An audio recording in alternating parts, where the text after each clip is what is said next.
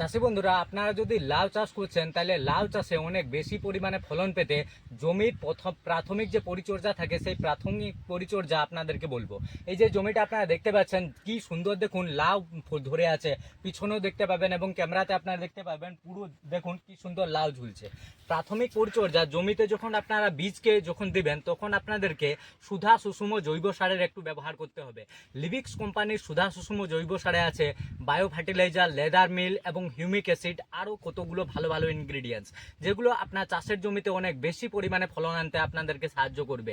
তার সাথে যদি পারেন তো জৈব সুধা ভিটামিন দানা, হিউমিক অ্যাসিড, ফালবিক অ্যাসিড এবং অ্যামাইনো অ্যাসিডের যে দানা, সেই দানাকে আপনারা বিঘা প্রতি 2 কেজি মিক্স করে আপনার চাষের জমিতে প্রথম চাষেই ব্যবহার করতে পারবেন।